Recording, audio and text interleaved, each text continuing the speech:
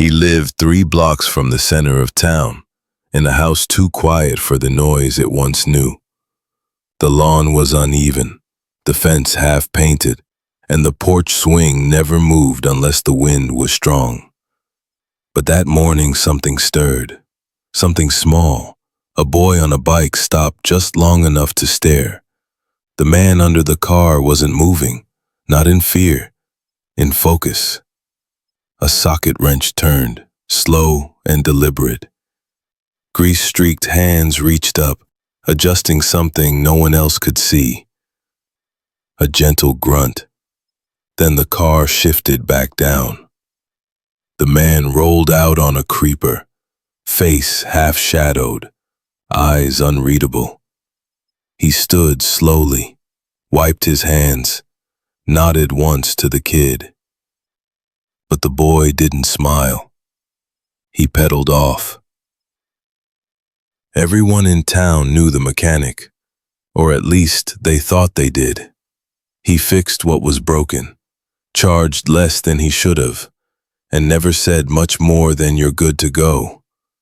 No small talk, no eye contact, no stories, just engines and silence. Some said he was weird. Others said he was rude.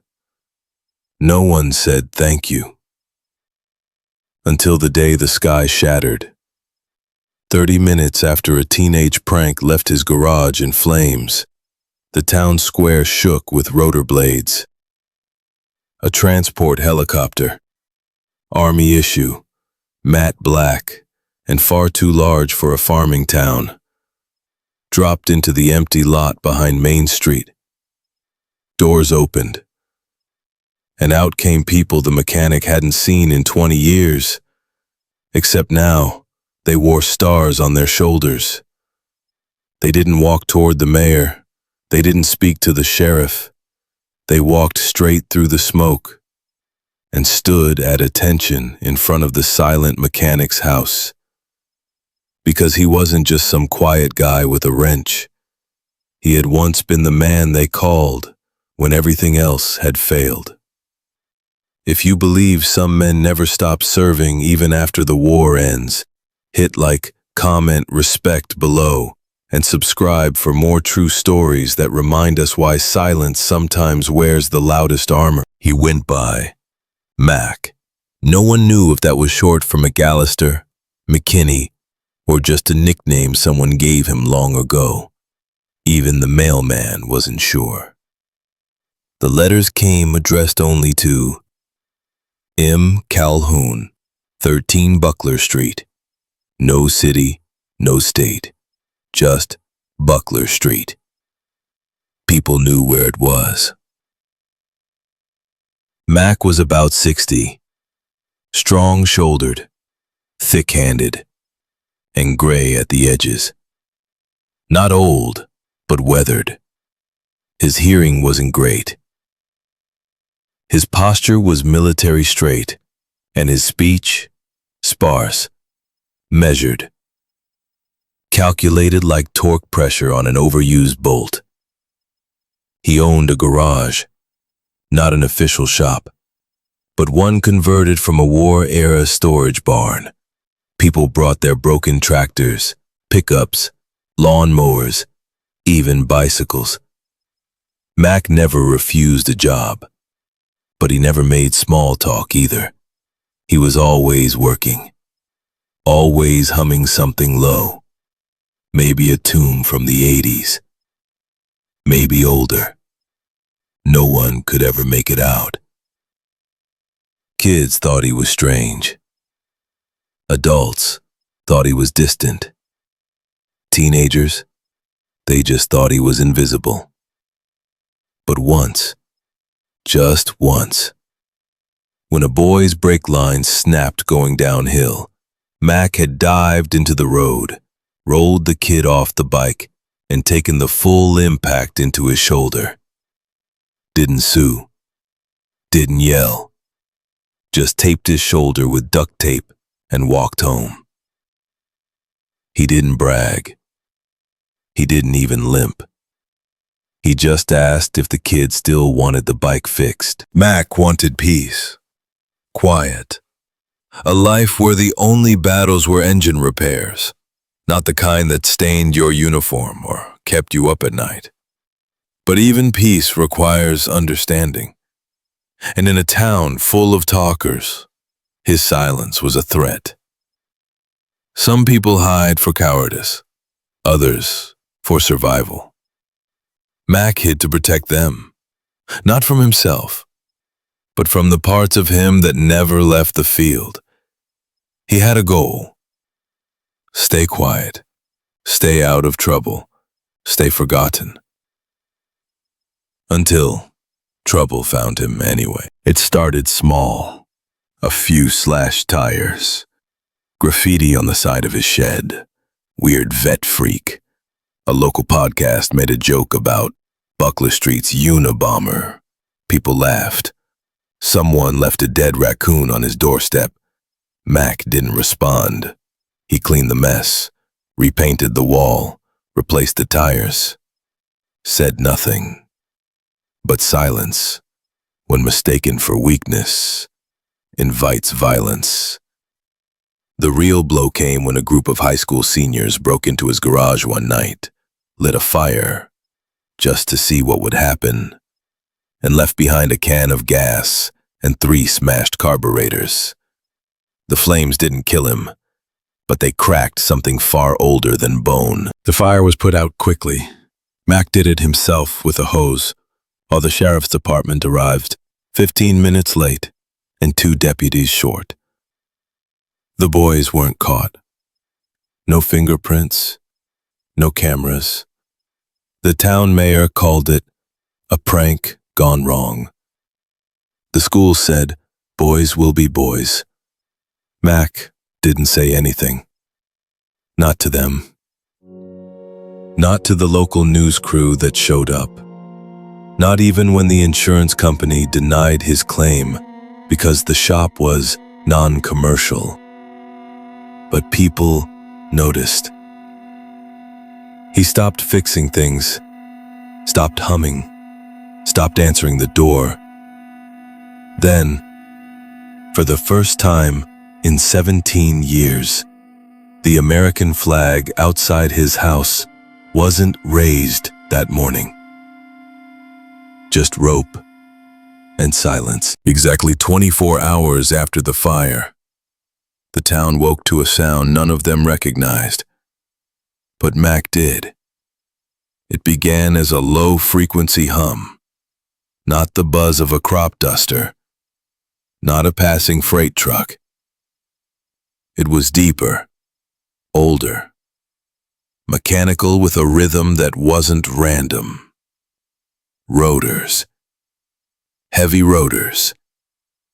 Then, a sonic pulse shook the windows. Dogs barked. Storefront bells jingled.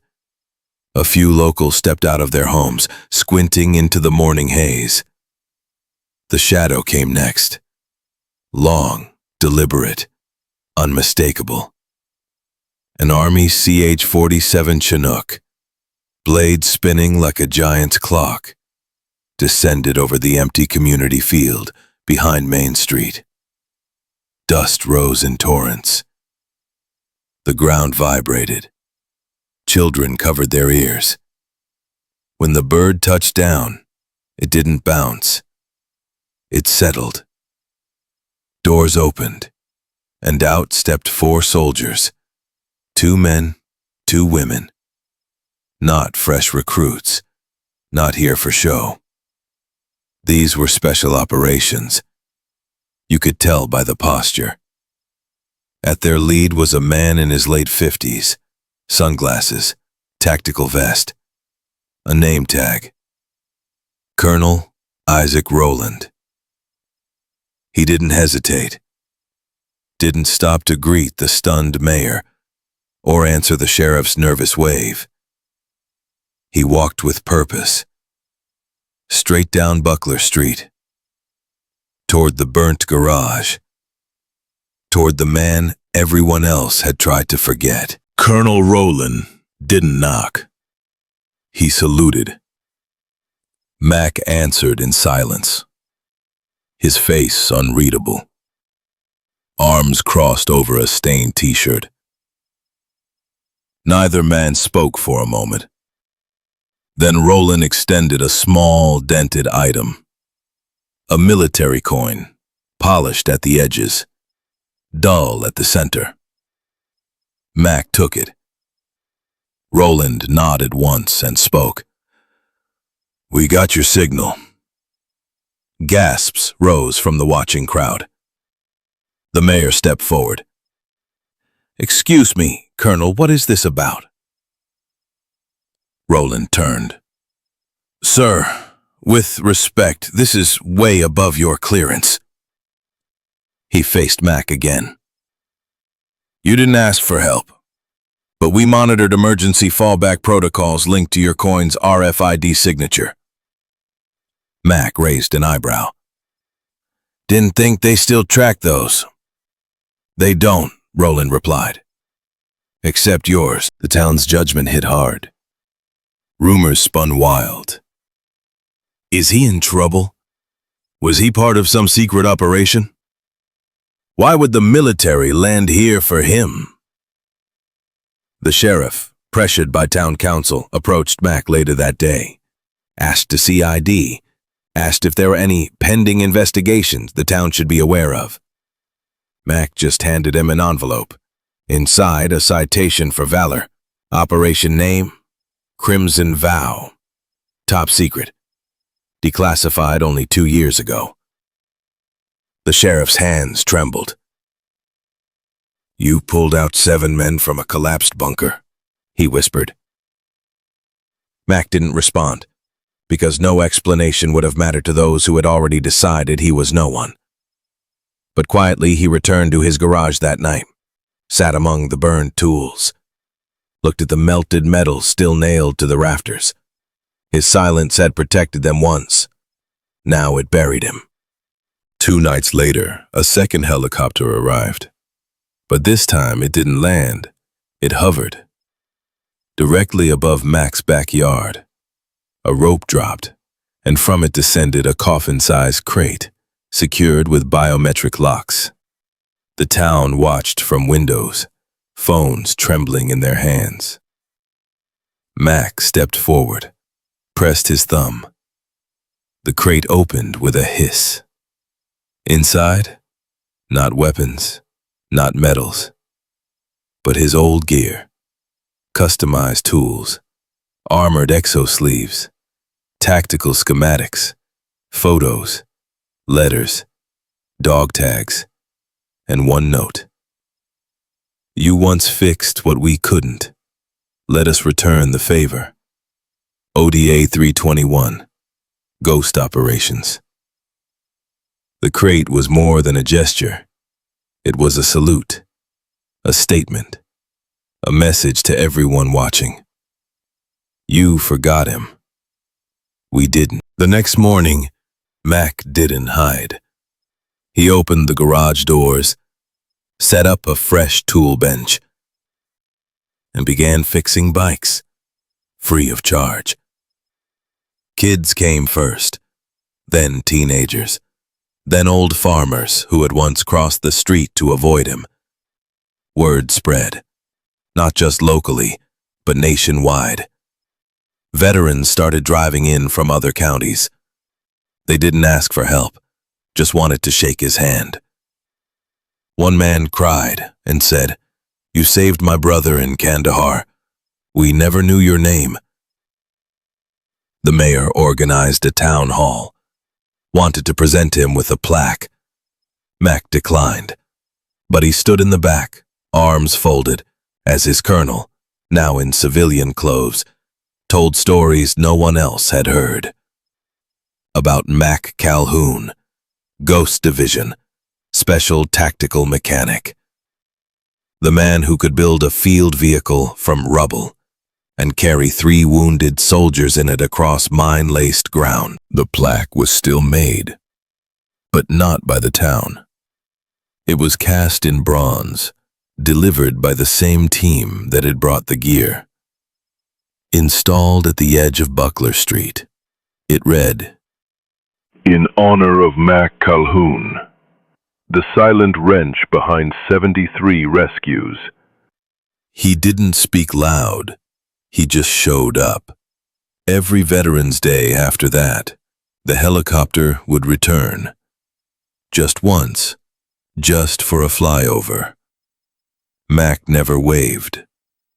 But he always stood still, cap over his chest, boots planted beside the scorched concrete where his first garage had burned. 1 year later, a kid named Jesse, the same boy who once pedaled away in confusion, rode his bike to Mac's yard again. This time, he didn't stare. He dismounted, walked over, extended a small paper card. Mac took it. Inside, an application form. Junior Mechanics Program, sponsored by the Army. I want to fix things, Jesse said. Like you do. Mac said nothing, just nodded, eyes softer than usual. Behind him, the breeze caught a flag on the side of the barn. Hand-painted by local veterans, tattered but proud. On the porch swing, an oil can sat beside a folded cloth, and high above, the distant thrum of rotors faded into the clouds.